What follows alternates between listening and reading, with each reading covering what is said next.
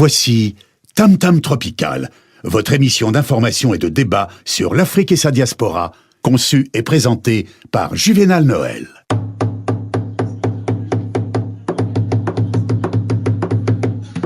Plusieurs siècles avant la création du télégraphe, au cœur de la forêt équatoriale d'Afrique, les populations communiquaient déjà à distance, grâce au tam-tam.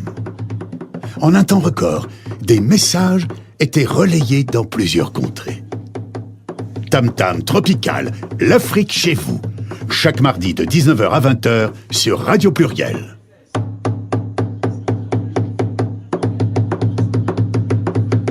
Tam Tam Tropical, votre magazine sur l'Afrique, conçu et présenté par Juvénal Noël.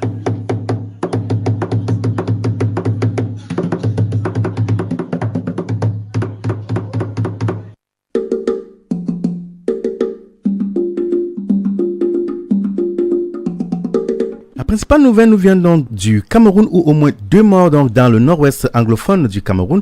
Des heurts entre gendarmes et population ont fait au moins 2 morts et donc au Sénégal où le premier ministre donc a démissionné. Le premier ministre sénégalais Mahamad Boun Abdallah donc Dionne a présenté ce mardi sa démission à son gouvernement au président Macky Sall. De même, dans le cadre de notre réflexion radiophonique de ce mois, nous essaierons de comprendre donc le débat portera donc sur la sortie des pays africains du franc CFA qui enflamme depuis de plus en plus les réseaux sociaux. Plus de 50 ans après les indépendances, 15 États africains donc continuent d'utiliser cette monnaie, symbole vivant de la domination coloniale. Ce soir, nous recevons donc en direct le professeur Nicolas Agboou qui est docteur en économie politique qui aujourd'hui donc peut être considéré comme une icône de la contestation de cette monnaie. Bonsoir, professeur. Bonsoir. Merci d'avoir accepté notre invitation. Dites-nous, professeur, cette question habituellement est traitée par les spécialistes, mais aujourd'hui, on se rend compte qu'en fait, l'Africain lambda, tout le coin du monde aujourd'hui, s'est s'emparer de cette contestation. Pourquoi? Parce que tout simplement, nous essayons d'expliquer en des termes compréhensibles par le citoyen lambda de la rue que la monnaie, ce n'est rien d'autre que l'argent qu'on utilise dans le pays. Donc, comme tout le monde utilise l'argent, eh bien, je pense que tout le monde a compris que le message que nous véhiculons depuis bientôt maintenant 20 ans a été saisi. Que la monnaie, pour ne pas dire l'argent qu'on utilise dans les 15 pays d'Afrique francophone, qu'on appelle le franc des colonies françaises d'Afrique, en abrégé franc CFA, n'est pas la monnaie qui appartient aux Africains.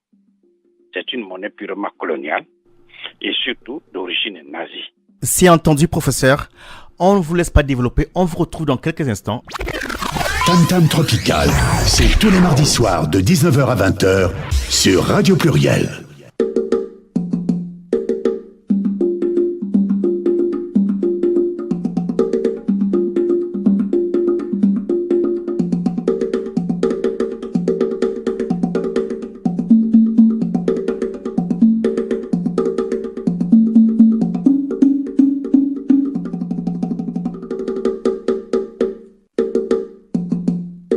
Mesdames, Messieurs, bonsoir, nous sommes ensemble pour une 50aine de minutes d'informations et de débats sur l'Afrique et sa diaspora.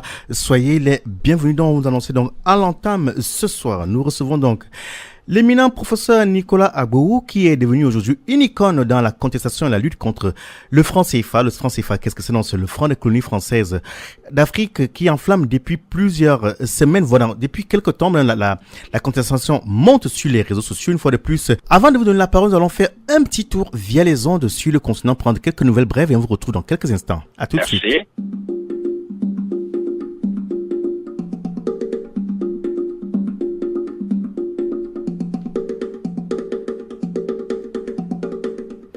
Le chef de l'état-major de l'armée du Lesotho, le général Kwantle Motso, a été abattu ce mardi au cours d'une fusillade survenue dans une caserne. 2 autres officiers supérieurs, le colonel Tefo Achati et le général Boulane Seychelles, ont également été tués. Ces 2 militaires ont tenté d'entrer de force dans le bureau du chef d'état-major. Il y a eu une fusillade entre un de leurs complices qui a pris la fuite et les gardes du corps du commandant, a expliqué un responsable militaire.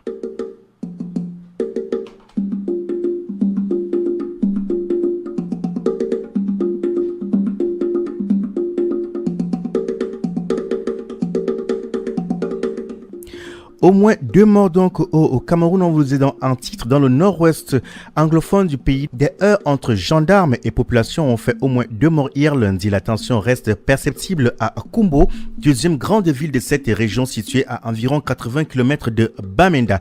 Selon les autorités camerounaises, une opération de lutte contre les stupéfiants serait à l'origine de cet incident qui s'est soldé en plus des 2 morts par l'incendie d'un lycée, des blessés et des dégâts matériels importants. Des forces de l'ordre continuent donc de patrouiller dans les artères de la ville de Kumbo. Les séquelles des violents affrontements de lundi entre gendarmes et population sont encore visibles. Le reste des pneus incendiés, carcasses de voitures jonchent encore les rues de cette ville. L'un des blessés lundi par balle donc a succombé à ses blessures.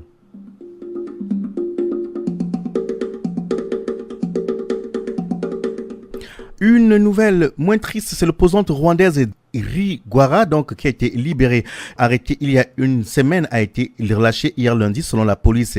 Il y a une semaine, Madame Rwigara, sa sœur Anne et leur mère Adeline ont été interpellées lundi à leur domicile de Kigali qui a fait l'objet d'une perquisition. Sa famille et son parti dénoncent une mise en scène visant à camoufler une détention illégale ayant duré une semaine. Diane avait donc tenté en vain de se présenter à la présidentielle du 4 août remportée avec près de 99% des voix par le sortant Paul Kagame. Avant de rentrer dans le vif de notre débat, donc, c'est Zinsou qui défend le franc CFA et critique Kimi Seba, l'ancien ministre béninois, ancien premier ministre béninois Lionel Zinsou a critiqué les activistes que la stabilité monétaire des pays africains n'intéresse pas selon lui. Il s'est exprimé hier lundi au cours d'une conférence sur les rencontres Africa 2017. Pour les entreprises, la question n'est pas de savoir si la monnaie s'appelle le franc des colonies d'Afrique ou le shilling kenyan. Tous les populistes du monde se mêlent d'économie. Pourquoi les pays africains y échapperaient, a déclaré donc l'ancien premier ministre béninois. On vous retrouve dans quelques instants après donc le jingle qui annonce notre débat radiophonique.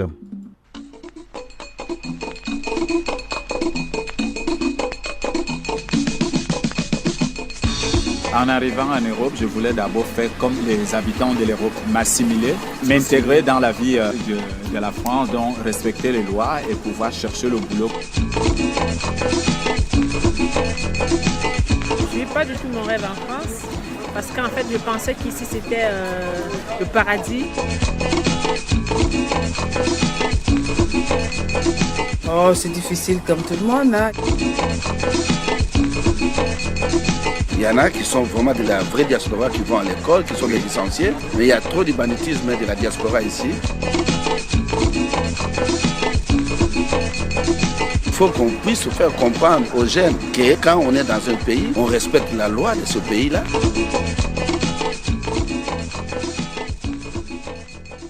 Bien, c'est dans le strict respect de la loi des lois de la France que nous allons donc réfléchir ce soir sur la question du franc CFA. Pour en parler ce soir, nous sommes avec le professeur Nicolas Agboou, qui aujourd'hui est considéré comme une icône même de la contestation de cette monnaie. Le débat enflamme dans les réseaux sociaux depuis quelques semaines. Et pour essayer de comprendre, professeur Nicolas Agboou, la question, je la repose. Généralement, ce sont les spécialistes monétaristes, économistes, voire même en politique, traitent de ce genre de questions. Mais aujourd'hui, l'Africain lambda, de tous les coins du monde aujourd'hui, semble ne plus supporter la présence de cette monnaie. Pourquoi? Bon, il y a, je disais que plusieurs raisons, mais essentiellement, nous disons, depuis 20 ans, nous ne faisons que répéter pour dire que lorsqu'on acquiert l'indépendance politique aujourd'hui, par exemple, mardi, eh bien, le mercredi, c'est-à-dire demain, on sort la monnaie du pays. Condition sine qua non pour faire travailler la population qui, par son travail, crée des biens et des services qui éliminent la pauvreté. Or, dans le cas d'espèces, lorsque les pays africains ont été politiquement indépendants, eh bien, le général de Gaulle leur a imposé le franc des colonies françaises d'Afrique, en abrégé le franc CFA. Puisque le franc des colonies françaises d'Afrique est à l'avantage de la France, eh bien, nécessairement, il est nuisible aux pays africains. Professeur, excusez-moi, je serais obligé de vous couper de temps en temps parce que, voyez-vous, ce coup est tellement profond qu'on a toujours besoin de creuser derrière pour que les auditeurs puissent le comprendre. Plus de 50 ans après, ces États, il y en a qui sont sortis quand même. Il y a aujourd'hui 15 États africains qui continuent d'utiliser cette monnaie. Pourquoi le pouvoir politique en place ne décide pas autrement? Bien. Alors, si je comprends bien, vous voulez savoir les pays qui utilisent le franc CFA, c'est ça? Les 15 pays. Bien entendu. Bon, d'abord, nous avons les 8 pays de l'UEMOA, à savoir 1. La Côte d'Ivoire, le Togo, le Bénin, le Burkina Faso, le Mali, le Niger et le Sénégal. Au niveau de l'Afrique centrale, nous avons 6 pays, à savoir, nous avons le Gabon, le Cameroun, le Tchad, Centrafrique, et, comment on appelle, la Guinée-Bissau, et puis, quel est l'autre pays encore? Et le 15e pays, c'est la République fédérale islamique des Comores. Donc, voilà les 15 pays d'Afrique qui utilisent le franc des colonies françaises d'Afrique, qu'on appelle, pour maquiller la réalité, on va dire le franc de la communauté financière africaine, tout ça. Mais tout ça, c'est pour tromper les gens. Professeur, dites-moi, j'insiste un tout petit peu, quel intérêt continue-t-il d'utiliser cette monnaie? Bien. Et vous voulez dire l'intérêt des Africains ou bien l'intérêt de la France? L'intérêt des Africains, voilà plus de 50 ans qu'ils sont indépendants. Bien. Pourquoi ils continuent de l'utiliser? Quel intérêt ont-ils à utiliser cette monnaie? Voilà. Effectivement, ils n'ont aucun intérêt objectif à utiliser le franc des colonies françaises d'Afrique. Mais pourquoi depuis 1960, après l'indépendance politique, jusqu'à présent, le franc CFA existe? Je crois que c'est ce que vous voulez, mais c'est la question que vous posez. C'est bien la question. Ces pays sont indépendants, ils sont souverains. Oui. Pourquoi ils ne changent pas la donne alors que d'autres l'ont fait? Voilà. Parce que tout simplement, lorsque le général de Gaulle a été forcé par les États-Unis d'Amérique à donner l'indépendance politique, eh bien, il a fait semblant de donner l'indépendance politique, mais en même temps, il a donné un contre-ordre à travers tous ces hommes que vous connaissez, les Jacques Faucon, etc., pour exécuter purement et simplement les vrais patriotes. Les vrais patriotes qui voulaient la vraie indépendance. Et la France a mis ces gens. Donc, à partir du moment où ces gens détiennent leur pouvoir politique de la France, eh bien, ils sont simplement obligés de se soumettre à la France et trouver des vertus dans ce qui est ignoble. Je prends un exemple. Je ne sais pas si le temps nous permettra, mais le franc CFA est d'origine nazie. Le franc CFA est d'origine nazie. Le mot est assez fort, professeur Agbo, le nazisme. Ce n'est pas un mot qui est fort. Ce n'est pas non plus de la métaphore. Mais ce sont des faits historiques. La France et les autres pays d'Europe ont été victimes du nazisme monétaire appliqué par Adolf Hitler. Nous avons tous les documents. Nous les avons même reproduits dans les dernières versions de notre livre, Le franc CFA et l'euro contre l'Afrique. Ce sont des faits. Le grand-père du franc CFA s'appelait Hermann Göring. C'est lui qui a inspiré le général de Gaulle. Et le nazisme monétaire se manifeste par 4 manières. À savoir, 1, la présence des nazis au cœur du système financier de la France, prenons le cas particulier de la France. C'est-à-dire les nazis étaient présents à la Banque de France, aux douanes, aux devises, etc. Regardons froidement. Depuis 1945 jusqu'à la seconde, nous parlons, les Français sont présents au cœur des banques centrales dites africaines, à savoir Le conseil d'administration des Comores, de la Banque centrale des Comores, comprend 8 administrateurs, dont 4 Comoriens et 4 Français, à la seconde où nous parlons. Prenons le cas de la BCAO.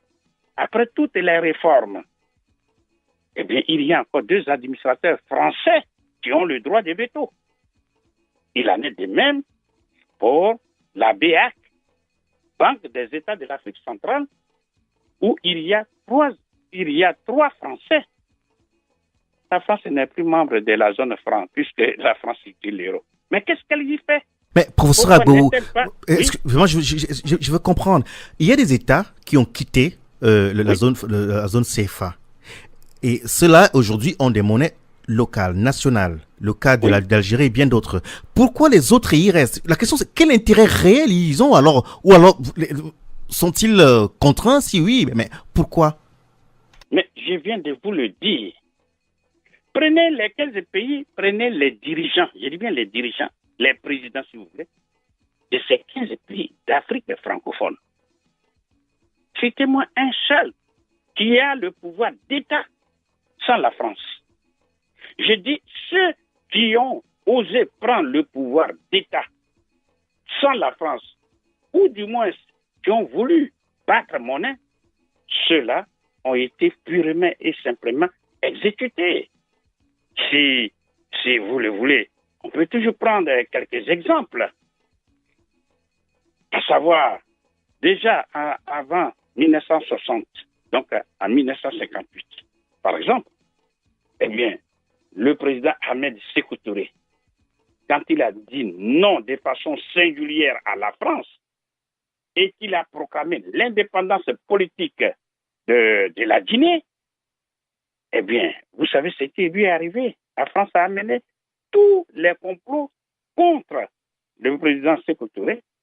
Et Sékou Touré a dit clairement que celui qui veut ruser avec la souveraineté de la Guinée, nous ne lui ferons pas cadeau. Qu'il ait réussi son coup d'État, mais s'il nous rate, nous, on ne va pas le rater. C'est ce qui s'est produit. Voilà pourquoi Sékou Touré est présenté à la face du monde comme étant un véritable sanguinaire. Professeur Agbo, donc, en résumé, en substance, parce que je l'ai dit au début, en fait, ce que vous dites est assez dense et on a besoin de décrypter, de creuser un tout petit peu. En résumé, en substance, vous laissez entendre que ces dirigeants qui sont là aujourd'hui sont des sous-préfets de leur patron qui se trouve en France. C'est bien cela, en d'autres mots. Personnellement, je ne veux pas insulter les chefs d'État africains. Mais je voudrais analyser la vraie cause. Parce que ce soit vous, que ce soit moi-même, que ce soit ceux qui nous écoutent, on leur replace dans le même système, ils feront peut-être pire que ceux qui sont là. Parce que je vous l'ai dit et je le répète, quiconque utilise la monnaie qui appartient à 100% à la France, celui-là, il doit se soumettre à la France. C'est ça. Donc je disais, il ne faut pas faire semblant. Il faut voir la réalité en face. J'ai pris le cas de Sékou Touré en 1958. Je peux citer le cas de Djibo Bakary du Niger qui dirigeait le parti Sawaba et qui devrait prendre le pouvoir d'État, mais tous les problèmes lui ont été créés. Il a été mis en exil et on a mis Amani Dioré. Ensuite, nous prenons le cas de Modibo Keïta du Mali qui a battu sa monnaie. Mais tous les problèmes lui ont été créés. Il est mort emprisonné, empoisonné. Il est mort, empoisonné en prison. Ensuite, nous avons eu Sylvanus Olympio du Togo qui devrait mettre le 15 janvier 1963 sur la place publique la monnaie du Togo et qui a été assassiné froidement le 13 janvier, c'est-à-dire 2 jours avant. Nous prenons le cas de François Ngata Tombalbaye du Tchad, qui a été aussi bombardé par l'armée française et assassiné dans son palais le 13 avril 1975. Professeur Agbo, je m'arrête, on va s'arrêter un peu sur Tombalbaye. Aujourd'hui, le président Idriss Déby est devant, il est debout et il est contre le franc CFA. Il voudrait sortir du franc CFA. À quel niveau ça pourrait coincer, selon vous? Bien. Il a le courage et il faut le féliciter pour ça, ne dit oh, ce que ses autres homologues pensent tout bas. Ne pensez pas que c'est d'une gaieté de cœur que ceux qui sont là, qui ne disent rien, ou alors qui disent des contre-vérités, ne pensez pas que c'est d'une gaieté de cœur. Parce que personne n'aime mourir avec la joie au cœur. Non. Donc, Idriss Déby, il déclare, il contribue à notre combat, mais il est parfaitement conscient que si tout seul, je dis bien tout seul, il quitte la zone franc CFA, il va avoir tous les problèmes. Lesquels, concrètement? Mais lesquels? Je viens de citer ceux qui sont passés avant lui, autre part, ceux qui sont morts avant lui. Il peut perdre déjà, dans le meilleur des cas, il peut perdre le pouvoir. Prenons l'actualité en face. Lorsque le président Laurent Gbagbo de Côte d'Ivoire n'avait plus d'autre choix que de battre la monnaie ivoirienne, qui, selon le ministre Koné Katina, devait mettre au plus tard le 15 mai la monnaie ivoirienne sur la place publique, il a été bombardé le 11 avril. Vous comprenez? Ça, c'est l'actualité, ça. Parce qu'il faut que les gens sachent, peu importe leur appartenance politique, lorsque le président Laurent Gbagbo contestait donc l'autorité de la France, toutes les banques commerciales qui sont en Côte d'Ivoire ont été fermées immédiatement, sans préavis, sans sommation.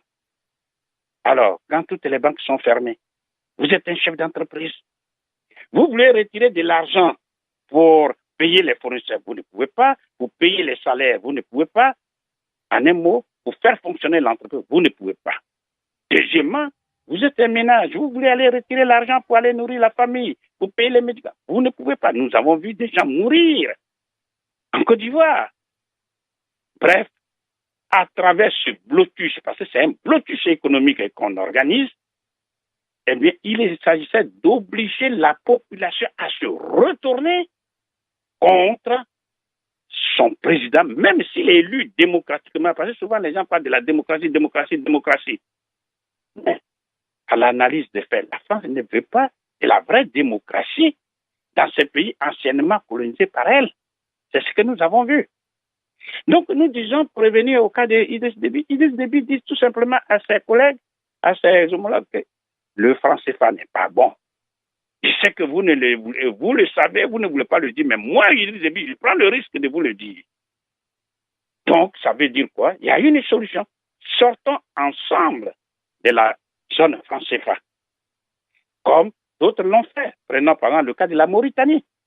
Quand la Mauritanie a quitté la zone franc CFA en 1974 par là, qu'est-ce qu'elle a fait? Elle a signé tout de suite un accord. Elle est rentrée ce qu'on appelle dans la Ligue arabe pour que la France lui colle la paix. Voilà, c'est ça. Elle a fabriqué son onduleur. Donc, il y a des faits. Et que parce que ce qui trompe les populations africaines actuelles, elles pensent naïvement que puisqu'on leur a donné l'indépendance politique, elles n'ont plus de combat à mener. Ah non! L'indépendance politique ne peut être affermie que par la souveraineté économique. Laquelle souveraineté économique passe nécessairement, obligatoirement, par l'acquisition de la souveraineté monétaire. Parce que c'est avec l'argent qu'on travaille. Bien. Or, c'est ça que la France a confisqué. Bien. C'est la France qui a créé le franc CFA en 1945. Par un décret signé par le général de Gaulle. Professeur Nicolas Gbagbo, on vous laisse souffler quelques secondes et on vous retrouve dans quelques instants. Merci. Tam Tam Tropical, c'est tous les mardis soirs de 19h à 20h sur Radio Pluriel.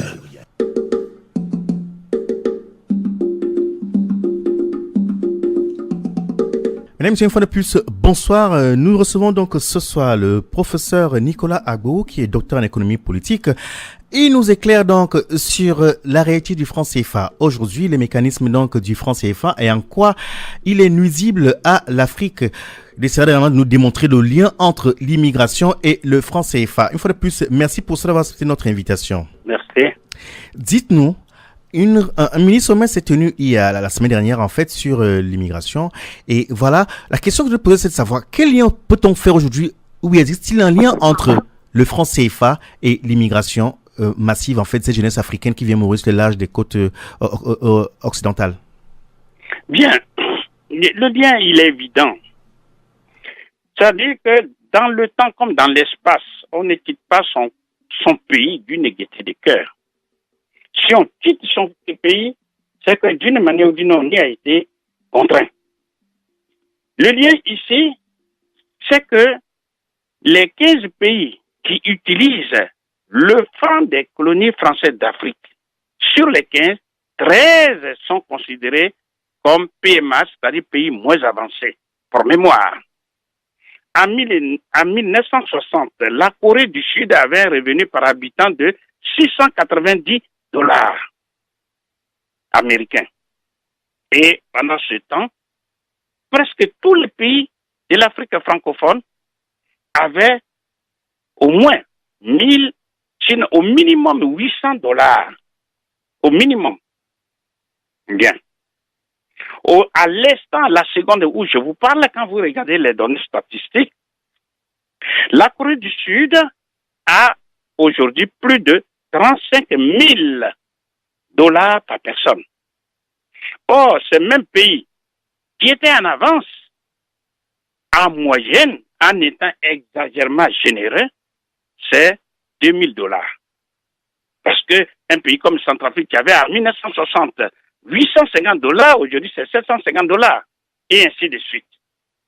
Ce que nous sommes en train de dire, ces pays qui utilisent le franc des colonies françaises d'Afrique sont dans la pauvreté parce que le franc CFA, qui est le vecteur du nazisme monétaire, ne contribue en rien au vrai développement de ces pays. Pour qu'on puisse bien comprendre, nous disons, il faut que ceux qui ne le savent pas le sachent, de 1945 jusqu'en 1973, tous les pays de la zone franc CFA, quand ils vendent à l'extérieur et qu'ils obtiennent l'argent des autres qu'on appelle les devises, c'est-à-dire les monnaies étrangères, eh bien, ils donnent l'intégralité, 100%, la totalité de ces devises à la France, qui appuie sur sa machine, fait sortir des faux billets qu'on appelle les francs des colonies françaises d'Afrique. Je m'explique. Si, par exemple, ces pays ont vendu pour 1000 milliards de dollars aux Américains, au lieu de garder les 1000 milliards de dollars chez eux et les utiliser pour acheter des biens d'équipement pour pouvoir s'industrialiser, eh bien, ils donnent tout ça à la France. De 1973 jusqu'au 20 septembre 2005, la France, dans sa générosité légendaire, a dit que nous ne prenons plus 100%, mais nous prenons 65%. C'est-à-dire, c'est comme quelqu'un qui gagne, admettons, je vais dire, 1000 euros, et tu vas donner 65%, c'est-à-dire 650 euros à quelqu'un d'autre. Et lui, il va lui rester 350.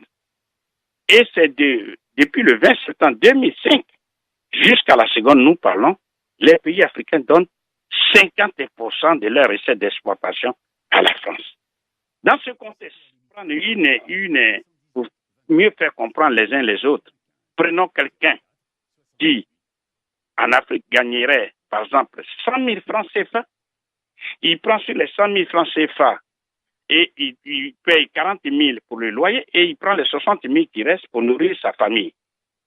Du coup, il rentre, du jour au lendemain, il rentre dans la zone franc CFA. Eh bien, à l'instant où nous parlons, on fait obligation de donner 50%, c'est-à-dire sur les 100 000 francs qu'il gagne, il prend la moitié, c'est-à-dire 50 000, et il donne à la France. Bien, pour ça, Nicolas Goué, je m'excuse de vouloir vous couper. La question était de savoir s'il existe un lien réel entre l'immigration massive. Alors, s'il vous plaît, comme les auditeurs se bousculent donc au niveau du standard, on va prendre rapidement. Très vite. Oui, allez-y. Le lien, c'est que le franc CFA crée la pauvreté. Comment? Parce que mais c'est ce que je suis en train d'expliquer. Allez-y. Lorsque la France confisque les devises, c'est-à-dire les monnaies étrangères obtenues par les Africains, lorsque la France s'en approprie, eh bien, la France enlève à ces pays les moyens objectifs d'acheter les biens d'équipement indispensables pour transformer chez eux les matières premières, agricoles, minières, minérales et énergétiques en des produits finis qui génèrent de la richesse qu'on appelle les valeurs ajoutées, lesquelles valeurs ajoutées éliminent la pauvreté. Bien, donc, c'est entendu, professeur. À travers l'usage du franc CFA, les pays africains se dépouillent des moyens objectifs de combattre la pauvreté. Et c'est cette pauvreté Qui pousse les jeunes à s'en aller. Oblige les pays africains et les Africains à déserter l'Afrique. Très bien. Participez à l'émission Tam Tam Tropical. Appelez le 04 78 21 05 95. 04 78 21 05 95. Nous recevons donc, pour ceux et celles qui prennent notre match que maintenant, nous recevons le professeur Nicolas Agbou, qui est docteur en économie politique. Il est considéré aujourd'hui comme l'icône même de la contestation contre le franc CFA. Il nous éclaire donc sur les mécanismes de cette monnaie. Nous avons un auditeur qui nous a appelé. Madame ou monsieur, bonsoir. Bonsoir. Oui. Vous êtes monsieur, s'il vous plaît? Je suis monsieur Obama. Allez-y, posez votre question. Alors, bonsoir professeur. Oui, bonsoir.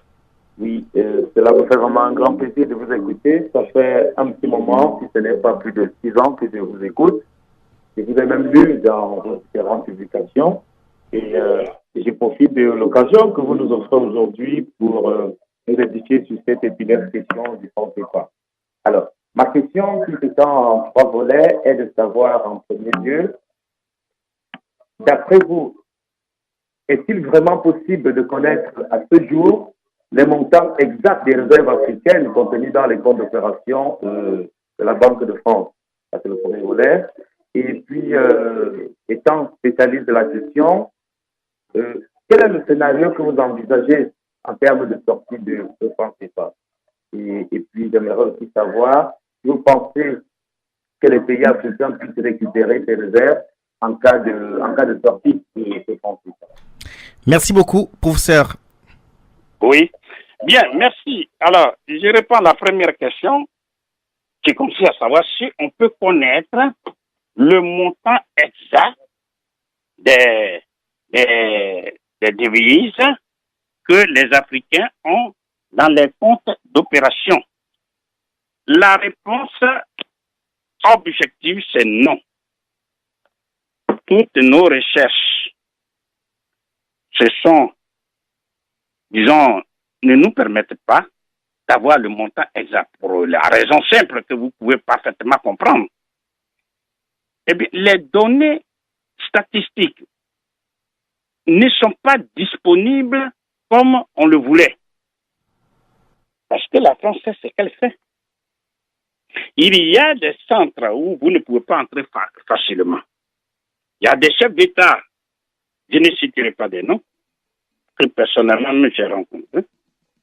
Et tu dis, eux-mêmes ne savent pas combien ils ont là-bas. Donc, nous savons ça. Et nous luttons pour mettre fin à ce nazisme monétaire. Voilà. Maintenant, la deuxième question que vous posez, je ne sais pas si l'animateur me permet de répondre, à savoir comment sortir du franc CFA, c'est ça? Allez-y. De la zone franc CFA. Allez-y. Bien, pour sortir de la zone franc CFA, il faut, je vous demande pardon de m'écouter, il faut 8 secondes. Je reprends. Pour sortir de la zone franc CFA, il faut 8 secondes. Je n'ai pas dit 8 minutes, il faut 8 secondes individuellement et 2 minutes collectivement. Je m'explique. 8 secondes, c'est le temps de signer, de dénoncer l'accord de coopération monétaire entre la France et chaque pays considéré. Vous pouvez expérimenter vous-même, pendant même que l'émission se produit, vous signez simplement. Quand vous allez signer les 8 secondes, au maximum, si vous avez une signature très longue, au bout de 8 secondes, vous avez fini de signer. Parce que les tests sont déjà là. Et c'est écrit dans la convention que celui qui ne se sent pas à l'aise, qui pense que ses intérêts sont menacés, peut se retirer de façon unilatérale de la zone franc CFA. C'est écrit. C'est savamment pensé ça. Donc, comme ils sont 15, 8 fois 15, ça fait 120 secondes. 120 secondes, comme 1 minute, c'est 60 secondes. Alors, vous voyez bien que 120 secondes, ça fait 2 minutes. En 2 minutes, tous les pays signent ensemble et se retirent de la zone franc CFA. C'est fini. Le reste, les conséquences, on va gérer après. Maintenant, quand on a fini de dénoncer l'accord et donc on a quitté la zone franc CFA, la question, qu'est-ce qu'on fait? Qu'est-ce qu'on met en lieu et place du franc CFA?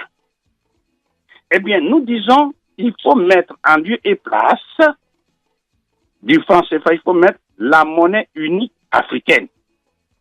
Créer une monnaie que j'appelle en abrégé monnaie unique africaine, c'est-à-dire la MUA. Cette MUA s'est créée en 3 jours. Je n'ai pas dit en 3 années, non, j'ai dit en 3 jours. Je m'explique, si vous me le permettez. Allez-y. Premier jour, nous allons supposer que nous sommes un lundi. Eh bien, tous les 15 pays d'Afrique, utilisateurs du franc CFA, eh bien, chacun réunit son gouvernement et prend la décision de contribuer à la création de la monnaie unique africaine. Cette décision est inscrite dans un document qu'on appelle un projet de loi. Ce projet de loi est, une fois le Conseil des ministres a pris fin, est déposé le même jour au bureau de l'Assemblée nationale. Ça, c'est lundi. Le mardi, le peuple, représenté par les parlementaires, se prononce sur l'opportunité, sur l'intérêt de créer la monnaie unique africaine. C'est-à-dire, on demande au peuple, à travers ses représentants, est-ce que vous voulez la monnaie purement africaine ou alors voulez-vous continuer à utiliser le franc des colonies françaises d'Afrique? Eh bien, après discussion, tout naturellement, le peuple va se prononcer favorablement à la création de la monnaie unique africaine. Ça, c'est le mardi. On dit que le projet de loi est adopté. Ça, c'est le mardi.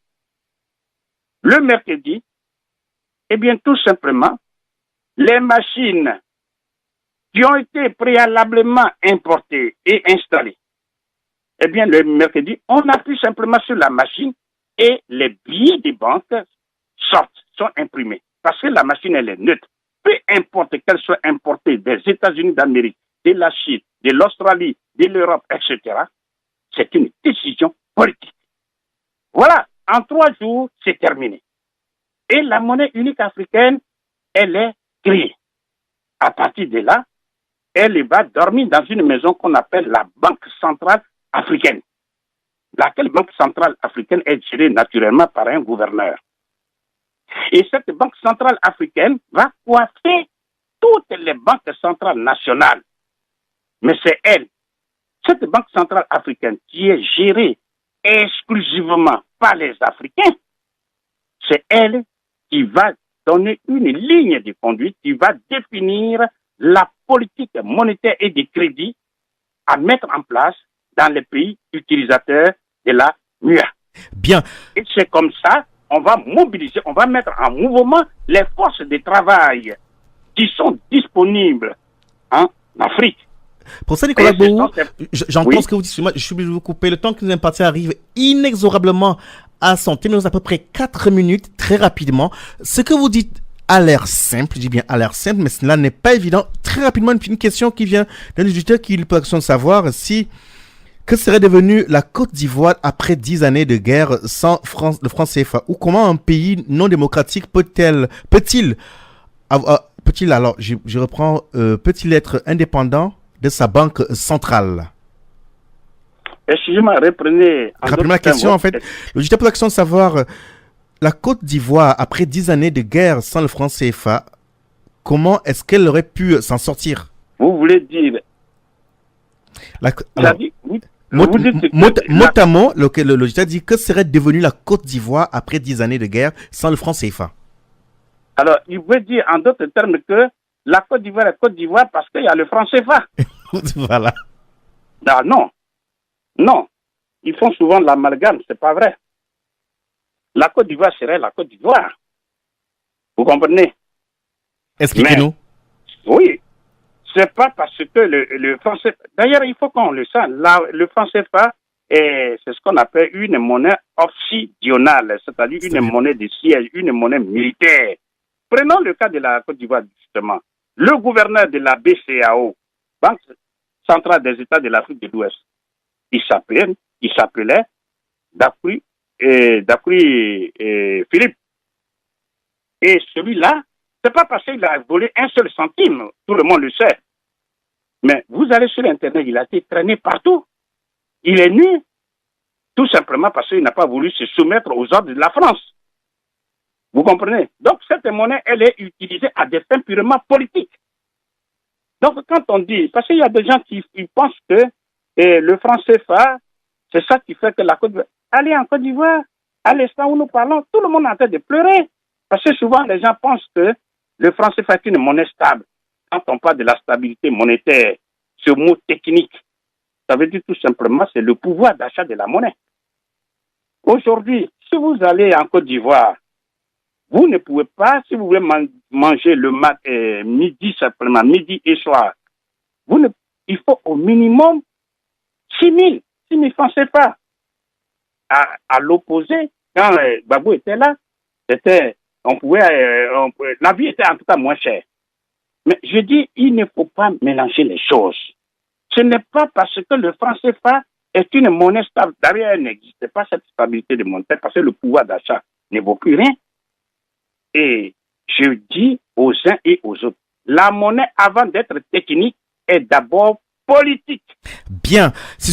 Alors, professeur Nicolas Bourou, vous savez cette phrase que nous allons prendre congé de nos auditeurs ce soir. On promet, avec votre aval, bien entendu, que au cours de ce mois, vous reviendrez peut-être une fois. Bien, merci. Bien entendu. Merci beaucoup pour ces éclairages. Curieusement, on y arrive sans s'en rendre compte. Le temps que nous avons imparti donc arrive à son terme. Merci beaucoup pour cet éclairage. On aura l'occasion de revenir sur les autres aspects de cette difficulté qui représente le franc CFA pour les peuples, les 15 pays africains qui aujourd'hui continuent d'utiliser. Merci une fois de plus et au plaisir de vous retrouver prochainement. Merci de m'avoir invité. Au revoir. Au revoir. Monsieur Justin, notre magazine arrive à son terme. On vous retrouve mardi prochain pour notre édition de Tam-Tam Tropical. On reviendra donc sur l'aspect socio-culturel de cette monnaie qui aujourd'hui semble poser un sérieux problème aux Africains de par le monde. Bonne soirée.